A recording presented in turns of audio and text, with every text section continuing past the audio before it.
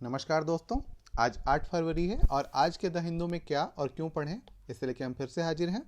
आज जो पहली न्यूज़ है वो existing limit of fix OBC non creamy layer enough. अभी हम लोगों ने देखा होगा कि 7 लाख तक टैक्स जो है वो टैक्स फ्री कर दिया गया, 7 लाख रुपए तक टैक्स फ्री कर दिया गया।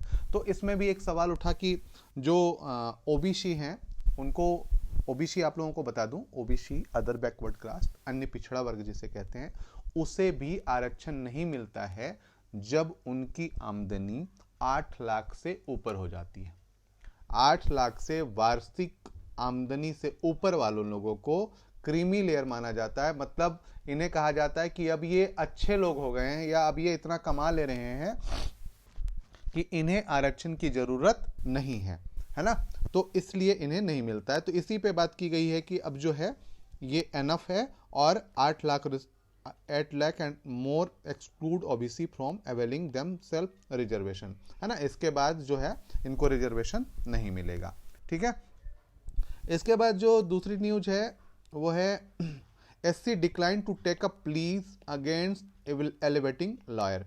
एलिवेटिंग लॉयर मतलब किसी को ऊपर उठाना, लॉयर से जज बनाने के लिए इस तरीके से कोई प्लीज जो है वो स्वीकार नहीं करेंगे, डिक्लाइन कर दिया है सुप्रीम कोर्ट ने, है ना। तो आपने देखा होगा विक्टोरिया गौरी नामक एक लेडी हैं जो कि जज बनाई गई हैं और इसके जो जज बनाने से बहुत सारे एडिशनल हाई कोर्ट की जज बनाई गई हैं, लेकिन बहुत सारे विवाद उठ गए थे कि ये इस फला पार्टी से है, इसके लिए इसको बना दिया गया है। इसी पे एक प्ली दायर किया गया था, लेकिन सुप्रीम कोर्ट ने इसे लेने से मना कर दिया है। ठीक है। तो आप इसे देख सकते हैं, राजनीतिक टसल, मतलब यहाँ पे राजनीतिक बचाव किया कि हर बार सुप्रीम कोर्ट सरकार से नहीं टकराएगी, हर बार हर चीज पे सुप्रीम कोर्ट सरकार से नहीं टकराएगी, है ना। इसके बाद हम आते हैं आगे जो है पेज नंबर 6 पर, physical consolidation in the context of the budget, है ना। यहाँ पे सी रंगराजन लिखा है। एक चीज ध्यान रखिएगा कि जब भी ऐसे लोग, सी रंगराजन जैसे लोग कुछ लिखते हैं तो इसका मतलब है कि कुछ ना कुछ मामला है और उसके लिए हमें पढ़ना चाहिए। नहीं भी हम पढ़ें या नहीं भी है मामला तो भी पढ़ेंगे तो कुछ ना कुछ चीज़ें हम सीखेंगे और अलग तरीके से सीखेंगे। जैसे यहाँ पे the budget for 2023 attempt to address the aspiration of different segment of society. It is a good effort in difficult situation. But how far the budget provision to go meet fundamental goals of growth and stability, है ना। इसी पे बात की गई कि fundamental, आधारभूत जो संरचनाएं हैं, आधारभूत जो लक्ष्य रखे गए हैं उनके लिए और उनके विकास के लिए और स्थिरता के लिए कितना ये कारगर होगा, इसी पे बात की गई है। पूरी की पूरी आंकड़ों की बात की गई है। तो आपको आंकड़ों पे ध्यान नहीं देना है, आपको ध्यान देना है कि किस तरीके से ये बात कर रहे हैं, किन क्षेत्रों की बात कर रहे हैं। जैसे यहाँ पे आपको देखना होगा physical responsibility and budget management, FRBM act, है ना। तो ये क्या है आपको इसको देखना है। साथ ही साथ यहाँ पे देखिए medium term fiscal policy cum fiscal policy strategy management, MTFP, ये क्या होता है। तो इन चीज़ों को आप जब देखेंगे, है ना, नेशनल सोशल सिक्योरिटी फंड, ये क्या होता है। तो इन चीज़ों को आप जब देखेंगे तो आपको बहुत सारी चीज़ें एकदम से स्पष्ट हो जाएंगी कि इसके लिए मौद्रिक नीति के उपाय या राजकोषीय घाटे को कम करने के उपाय या राजकोषीय घाटे को एक तरीके से राजकोष पर दबाव कितना पड़ रहा है, इसी के बारे में पूरी बात की गई है। Stronger physical consolidation road map is needed over the medium term, है ना। तो इसे आप देख लेंगे। इसके बाद जो है neglecting the health sector has consequences. अभी यहाँ पे एक बजट की ही बात है और के Sujata Rao former union health secretary है और इन्होंने कहा है कि हेल्थ सेक्टर को जो है नेग्लेक्टिंग किया गया है। तो आप किस प्रकार किया गया ये आप यहाँ पे पढ़ेंगे। ठीक है। कुछ उदाहरण लिए हैं कि इस तरीके की बातें हैं कि जैसे हम रसिया से प्रेम करते हैं पर रसिया के लोगों से नहीं, उसी तरीके से हम भारत से प्रेम करते हैं भारत के लोगों से नहीं।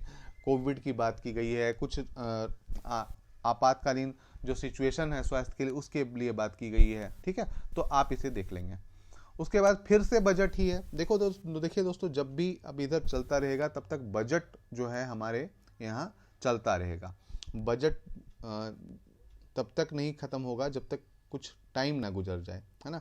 यहाँ पे एक न्यूज है सबसे उसके पहले कि the saga of A spy balloon in US. आपने देखा होगा कि यूएस ने एयर स्पेस में जो आया था एक चीनी गुब्बारा था उसे मार गिराया है, और उसने कहा कि चाइना सर्विलेंस बैलून है, और चाइना ने कहा कि ये सिविलियन बैलून है ना। तो और चीन फिर गुस्सा हुआ कि ऐसा तो हम कोई भी कर सकता है। अब ये देखिए कि किस तरीके से इसका रूट है गुब्बारे का रूट क्या था।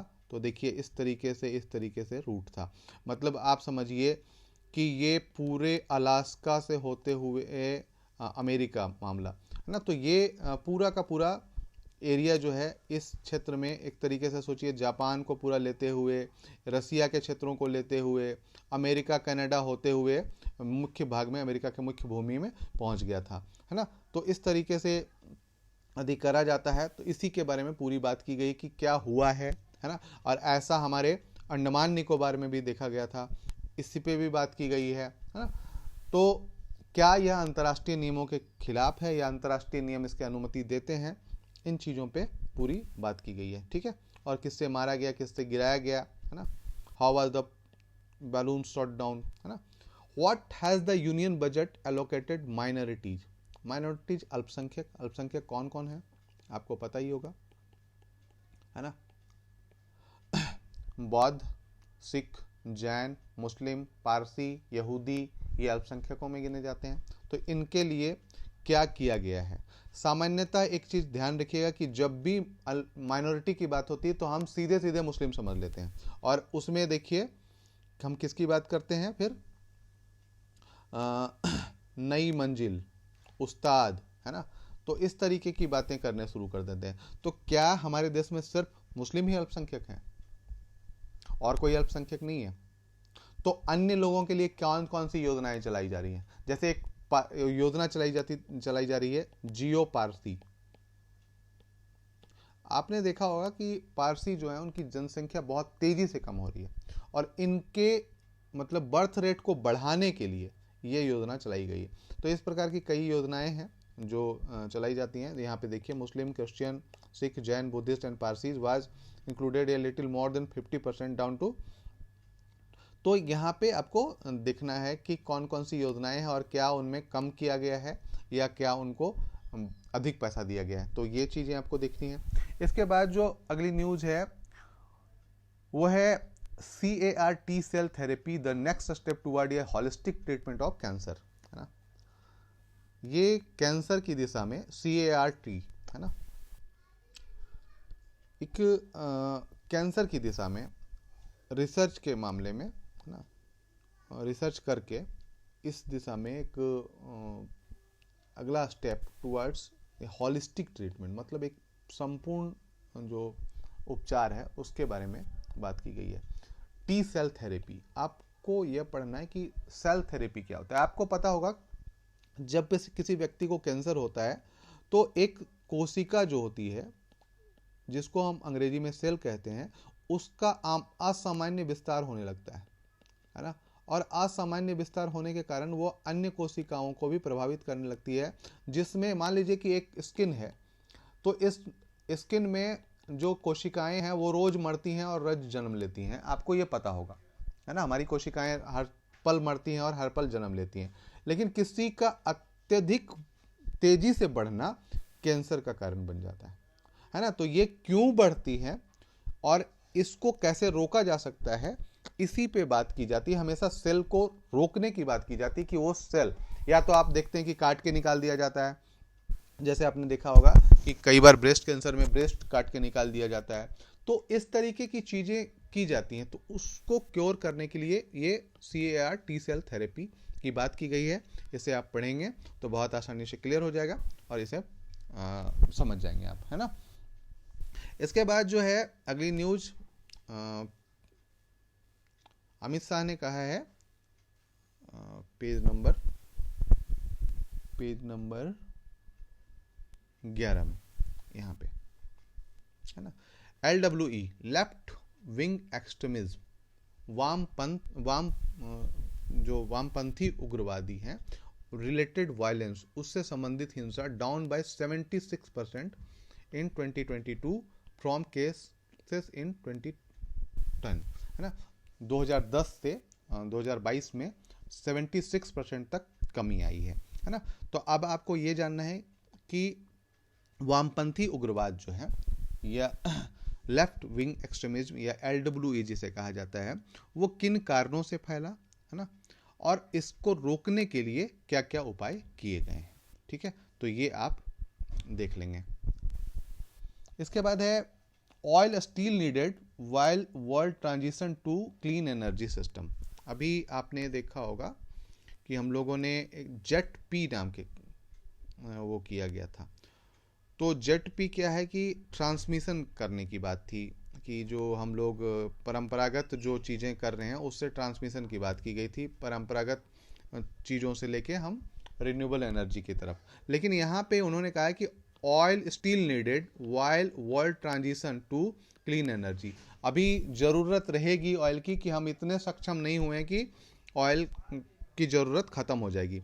COP28 के प्रेसिडेंट हैं और इन्होंने बोला है, कौन है, सुल्तान अल जबेर, है ना, अल जबेर, सुल्तान अल जबेर हैं, और इन्होंने कहा है कि ऑयल स्टिल नीडेड। तो आपको यह देखना है कि वर्ल्ड में जो बायोफ्यूल है या रिन्यूएबल एनर्जी है और जो जीवाश्म ईंधन है ना, जो जीवाश्म ईंधन है और जो नवीकरणीय ऊर्जा है, उनमें अभी जो परसेंटेज चल रहा है वो कितना चल रहा है, कितने प्रतिशत एनर्जी को हम जनरेट कर रहे हैं रिन्यूएबल एनर्जी के रूप में, और जो जीवाश्म ईंधन है, पेट्रोलियम पदार्थ है, वो उसकी हिस्सेदारी कितनी है। तो आप ये दोनों कंपेयर करेंगे या एनर्जी सोर्सेस इन वर्ल्ड लिखेंगे तो आपको डिटेल मिल जाएगा। ठीक है, इसके बाद जो है easing core inflation curves need lift rate, है ना।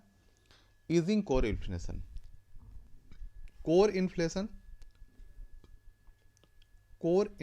कोर सेक्टर 8 होते हैं। अधिक कोर सेक्टर में की महंगाई में या मुद्रास्फीति में कमी आती है तो ये अन्य क्षेत्रों को प्रभावित करता है और उनको या उनकी मुद्रास्फीति की दर को कम करता है। इसी पे बात की गई है, तो आप यहाँ पे इसको देख लेंगे।